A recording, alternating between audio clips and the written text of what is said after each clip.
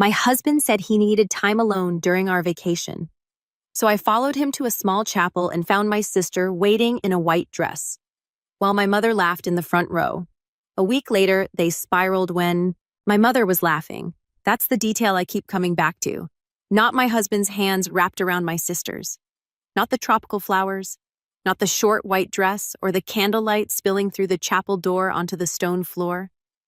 My mother's laugh, soft, familiar, the exact same laugh she used at Christmas dinners and birthday brunches and every milestone that had ever mattered to me. I had heard that laugh my entire life and associated it with safety, with warmth, with the specific comfort of being known by someone who loved you. I pressed my back against the chapel wall and listened to it float through the gap in the door. And I understood with the cold clarity of a person receiving news they've been unconsciously preparing for years that I had never actually known what it was for. I had thought it was love. It was relief.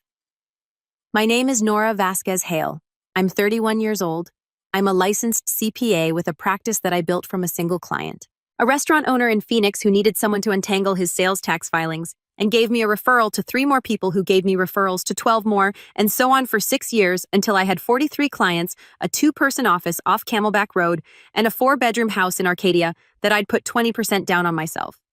I need you to understand that last sentence before we go any further. The house was mine. My down payment, my credit score, my qualifying income on the mortgage application, my name on the deed. I had bought it 8 months before Adrian and I got married. And when we married, I added his name as a co-borrower, as a gesture of partnership, the kind of gesture that seemed obvious and generous, and right at the time, the way every trap looks reasonable from outside it. Adrian Hale was 34, handsome, in a reliable, low-maintenance way, square jaw, good smile, the kind of face that reads as trustworthy in a first meeting, and takes years to learn otherwise. He was a consultant, which in practice meant he had a string of business ideas that I evaluated with professional thoroughness and funded with professional money, and watched die with professional patience.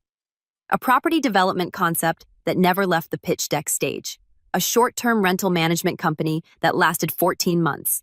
A hospitality brand that consisted of an LLC, a logo, and 6 months of my money before I quietly suggested we pause and reassess. Each time I told myself he was a visionary. Each time I told myself patience was a virtue and that the right idea would land, and I would be glad I had believed in him. What I was actually doing was funding my own replacement, but I'm getting ahead of myself. My sister Brianna is 3 years younger than me and has been since approximately birth the version of a daughter my parents actually wanted. She is beautiful in the way that stops people mid-sentence. Dark hair, my mother's cheekbones. In ease in social situations that I have spent my entire life watching and never successfully reverse-engineered. My mother photographed her constantly. At family dinners, at holidays, on vacations, she would angle the camera and say, "Brianna, look here." And Brianna would tilt her chin and smile, and the photo would be perfect, and I would be slightly out of focus in the background or not in it at all. I was used to that. I was the responsible one, the capable one, the one who remembered everyone's dietary restrictions and sorted the travel insurance and read the fine print. I had a role in my family, and I had played it so long and so thoroughly that I had started to mistake it for identity. The family reconnection trip was my idea. My parents had been through a difficult couple of years. My father's mild cardiac event in the fall, a stressful period with the house they'd bought in Scottsdale that needed more work than projected. I wanted to give them something. I wanted us to be in a beautiful place together and remember that we loved each other. I planned the flights. I booked 4 nights at a resort in Wailea. Ocean View Rooms breakfast included 1 suite for my parents and standard rooms for Brianna and for Adrian and me. I paid the deposit on a private dinner reservation at a restaurant on the water that had a 3-week wait list. I bought everyone's airport parking. I was used to that too. We arrived on a Tuesday. The first 2 days were easy, in the way that travel is easy when everything you've arranged works. My mother took photographs on the beach. My father went on a morning walk and came back looking rested in a way I hadn't seen in months. Adrian was attentive in public in the particular way he always was on vacations. More affectionate, more present, more like the version of himself I had married than the version I lived with day to day. I told myself that's what travel did for people. Thursday was the day everything changed. We'd been at the pool since 10 o'clock. My mother and Brianna were in the water. My father was asleep in a lounge chair with a hat over his face. Adrian was on his phone, which was normal. Adrian was always on his phone, but there was something in the angle of his body turned slightly away from the group shoulders curved inward that I noticed without registering. At around 2 o'clock in the afternoon, he set the phone down and stretched. "I think I need a walk," he said. "Just clear my head a little." He leaned over and kissed my forehead. I remember the texture of it. Light, practice the kiss you give someone when the gesture is the point and the feeling behind it has stopped mattering. "I'll be back before dinner," he said. He turned away from the beach. I watched him go. The beach was directly ahead of us, white sand, the ocean, the obvious direction for a person who wanted to walk and clear their head. He turned right away from the water, toward the road that ran along the back of the resort. I told myself he probably wanted to find a pharmacy or a coffee shop or just a different view. I sat there for maybe 2 minutes, then I put down my book. I'm not sure what I thought I was going to find. I think some part of me had been holding on to an unformed unease for months. Something I couldn't locate or name, only feel in the way you feel, a sound that's slightly too low to hear a frequency rather than a fact. I had been living with it long enough that following my husband down a side road in Maui felt less like paranoia and more like finally turning toward a sound I'd been ignoring. I stayed far enough back that he wouldn't turn and see me. He walked quickly, not a meandering pace, not the gait of someone enjoying the scenery, purposeful, directed going somewhere.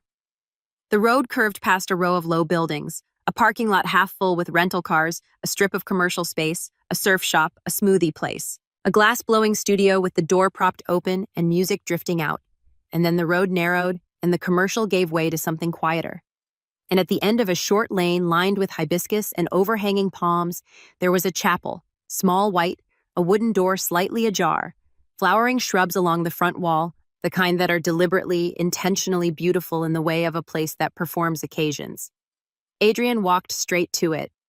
I stood across the road. My heart was doing something strange, not racing, not pounding, just beating in a way I was suddenly very aware of, each one distinct and deliberate. I waited. I waited for the logical explanation for a friend's wedding that he'd forgotten to mention, for some coincidence that would make this a funny story later, for literally any reading of what I was seeing that wasn't what I was already understanding. None came. I crossed the road. I pressed my back against the outer wall of the chapel, to the right of the gap in the door.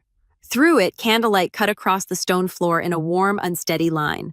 I heard my sister's voice. "She doesn't know, right?" The question was low, careful, carrying the particular register of someone who was nervous but trying not to show it. Adrian's answer was the opposite, calm, warm even. "Relax. She thinks I'm walking along the beach." I did not move. Brianna said something I couldn't catch, something soft, and then I heard a small sound, a laugh close and familiar, and I leaned very slightly to the side to see through the gap. My mother was near the front. She was standing beside my father, who was adjusting his tie with the focused expression he wore at formal occasions. My mother had her hand on his arm and she was laughing, the soft, familiar laugh, the safe one, the Christmas dinner one, and she looked happy.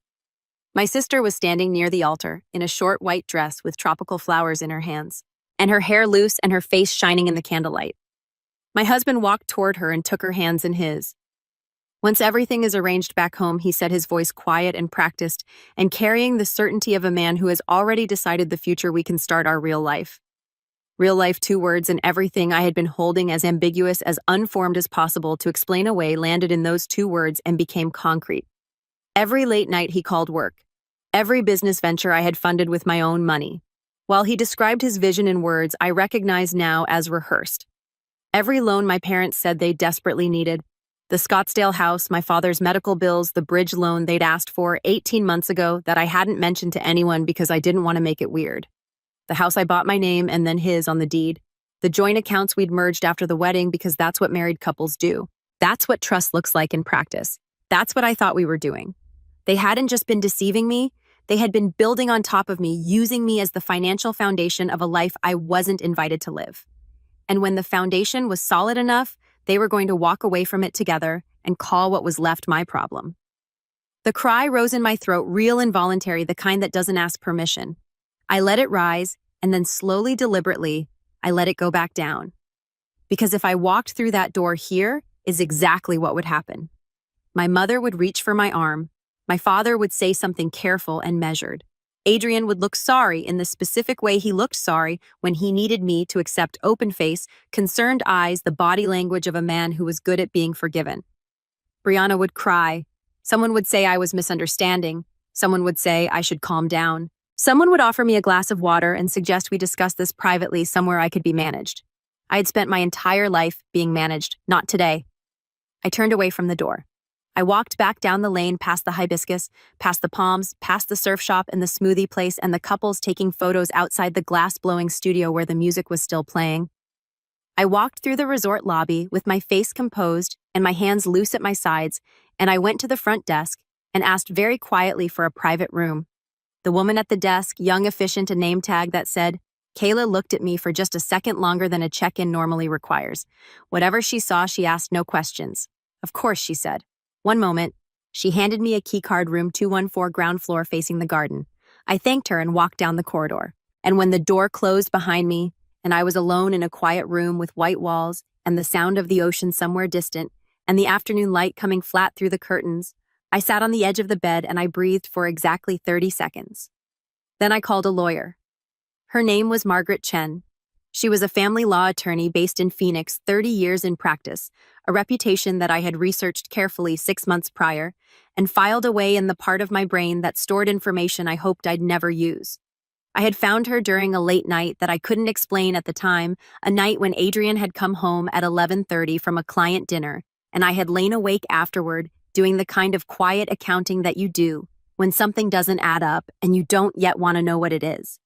I had saved her number under M. Chen referral and told myself it was just research. She answered on the second ring. I spoke slowly, clearly, the way I was trained to speak to clients when the news is bad and precision matters. I'm in Hawaii, I said. My husband is in a chapel right now with my sister. My parents are there. I'm watching them plan a life together using money and property that is legally mine. I need to protect my house and my accounts before I get on a plane home. Margaret Chen said, You did the right thing by calling first. We talked for 22 minutes. I told her everything. The house, the accounts, the business loans. I'd quietly funded the $18,000 bridge loan to my parents, the joint property, and the shared investments. She listened without interrupting, the way good attorneys do, taking everything in before she starts sorting it.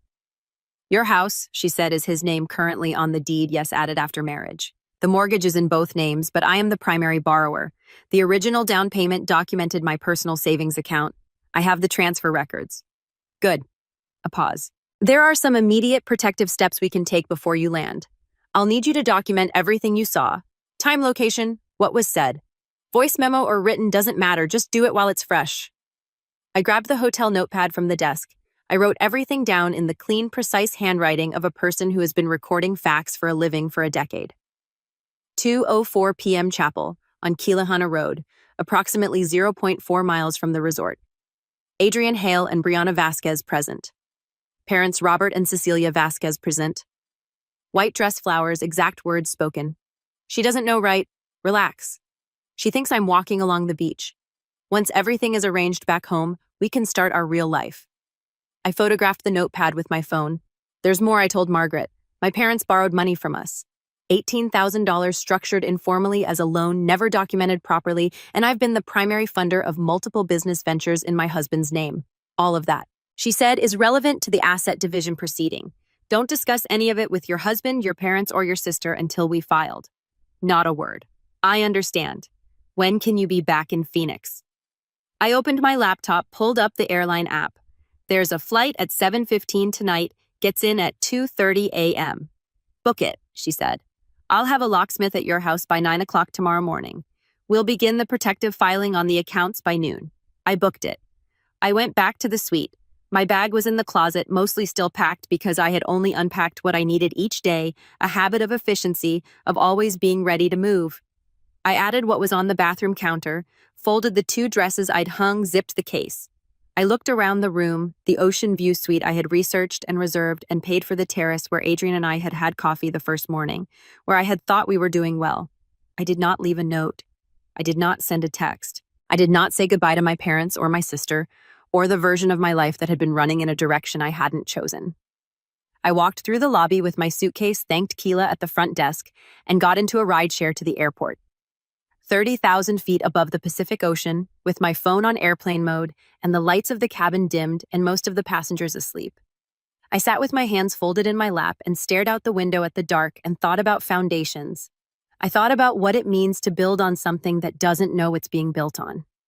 I thought about my house in Arcadia, the one with the terracotta tile on the front walk and the lemon tree in the backyard that I had planted from a sapling. And I thought about how much of what I thought was partnership had actually been extraction. I didn't cry not on the plane later, but not on the plane. I landed at Sky Harbor at 2:47 a.m. I was home by 3:20. I set my suitcase inside the front door and walked through the house in the dark, touching things: the kitchen counter, the bookshelf, the frame of the back door, in the way you touch things when you need to confirm they're still there. They were still there. The next morning, Margaret Chen's recommended locksmith, a man named Dale, who ran a company called Secure Fast and had apparently done this particular kind of job before because he asked no questions and worked efficiently, rekeyed every lock in the house by 9:45 a.m. By noon, Margaret had filed for the temporary injunction on the shared accounts. The filing cited marital waste and dissipation of assets, which is the legal language for my husband has been spending our money on a future that didn't include me. She also filed the initial divorce petition. At 2 p.m., I had a call with my accountant, James Okafor, 14 years in practice, CPA and CFE, who had been managing my personal finances in parallel with my business since I started the practice. I walked him through what I needed. He was quiet for a long moment after I finished. "Nora," he said carefully, "the patterns in the joint account, the irregular outflows over the last 18 months. I had flagged some of those internally, but hadn't raised them because you seemed satisfied with the explanations." "What patterns?" I said. He sent me the analysis within the hour. $37,000 in transfers to a holding account linked to a Nevada LLC. The LLC, James had cross-referenced, was registered to an Adrian J. Hale. My husband had been quietly moving money. I forwarded the document to Margaret at 3:15 p.m. Her response came in 11 minutes. "This changes the filing.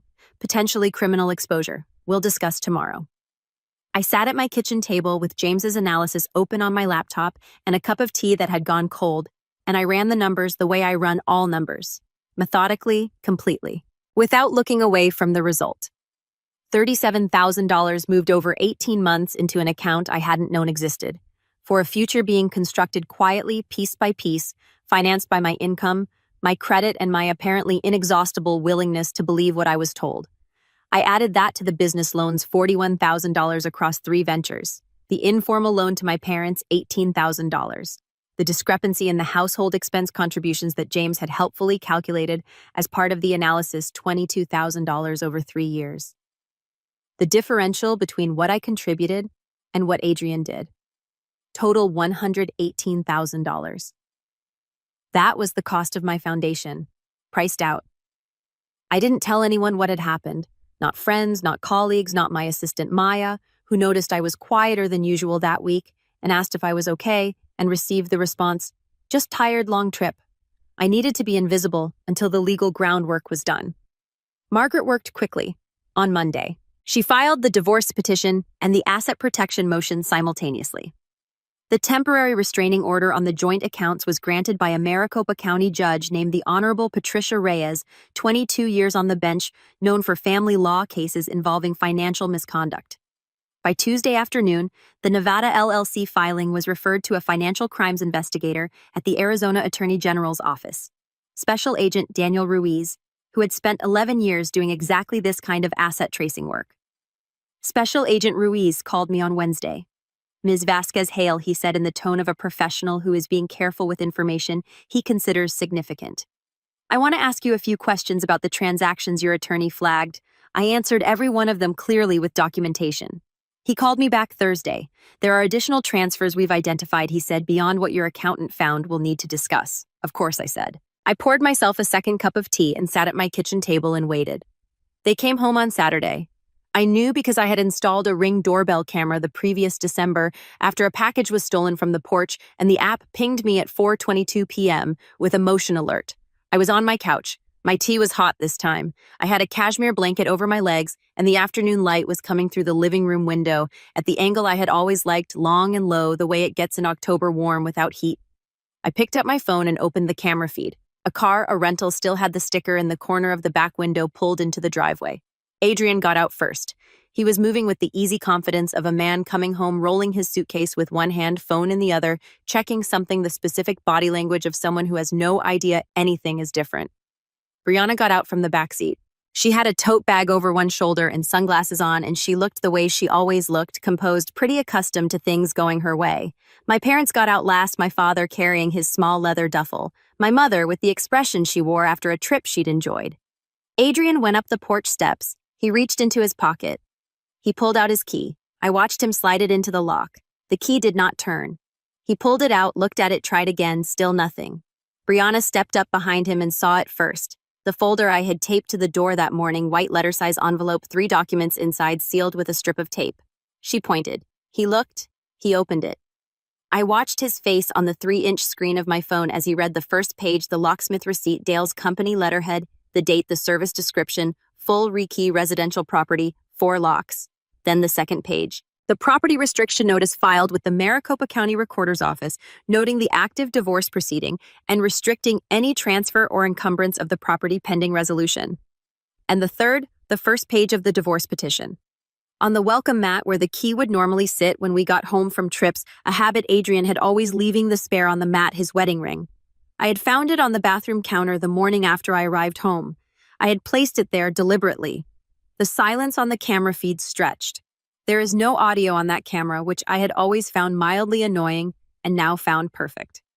I watched my husband read a document that told him the foundation was gone.